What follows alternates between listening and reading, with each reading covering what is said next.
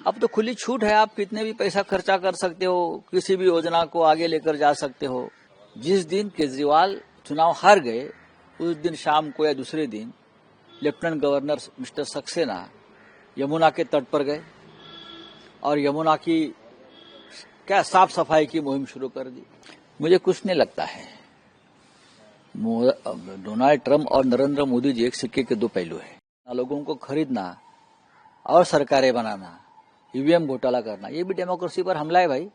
दिल्ली के मुख्यमंत्री ने शपथ लेने के बाद जो पहली कैबिनेट की मीटिंग हुई उसमें आयुष्मान योजना को लागू किया गया। किस तरह से महिलाओं को 2500 रुपया मिले, इसको लेकर भी कहा गया है कि जल्द ही पूरा सब चीजें आ जाएगा। सीएजी रिपोर्ट जो कई साल से टेबल नहीं होता था वो भी कहा गया कि सब टेबल होगा। देखिए, आप बीजेपी की सरकार है और केंद्र में बीजेपी की सरकार है। अब तो खुली छूट है, आप कितने भी पैसा खर्चा कर सकते हो, किसी भी योजना को आगे लेकर जा सकते हो। लेकिन डेमोक्रेसी में जब किसी राज्य में अपोजिशन का सरकार होता है तो केंद्र सरकार की जिम्मेदारी ज्यादा होती है कि उस सरकार को भी उसी तरह से मदद करे, समर्थन दे।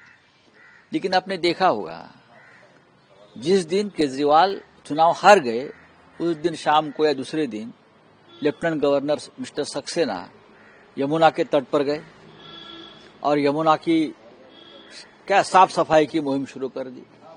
पहले क्यों नहीं किया आपने? केजरीवाल हारने की 10 साल आप इंतजार कर रहे थे। फिर उसका मतलब है आप ये चाहते थे जब तक केजरीवाल की सरकार है या और किसी की सरकार है जो बीजेपी की नहीं है, तब तक हम कोई मदद नहीं करेंगे, कोई काम नहीं करेंगे सरकार का और लोगों को हम तकलीफ देते रहेंगे। अब भी योजनाएं है, ये कुछ ला रहे हैं, अच्छी बात है, लाओ ना आपकी सरकार। लेकिन अब अगर दूसरी किसी पार्टी की सरकार होती है तो अब क्या केंद्र की योजना लागू नहीं करेंगे उस राज्य में? और यूएस एड जो 21 मिलियन वोटर टर्नआउट के लिए, उसको लेकर जो डोनाल्ड ट्रंप का बयान आया है कि इस सरकार को हटाने के लिए वो सब हो रहा था, आपको क्या लगता है? मुझे कुछ नहीं लगता है। डोनाल्ड ट्रंप और नरेंद्र मोदी जी एक सिक्के के दो पहलू है।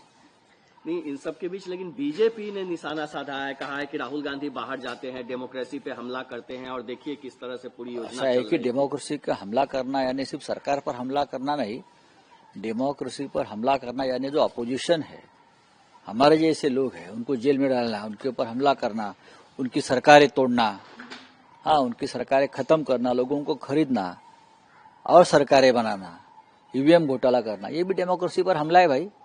लेकिन राहुल गांधी ने जो एक आरोप लगाया है, कल आपने देखा भी होगा उत्तर प्रदेश में, कि अगर बीएसपी साथ में रहती तो रिजल्ट कुछ और होता, बीजेपी हार जाती। और फिर इसके बाद बीएसपी सामने आई, कही कि किस तरह से बीजेपी के बी टीम के तौर पे कांग्रेस ने दिल्ली में काम किया है।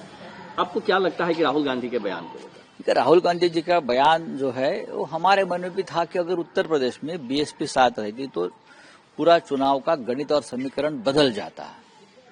लेकिन यही बात सही है कि दिल्ली में अगर कांग्रेस और आम आदमी पार्टी साथ रहती तो वो भी गणित जम जाता।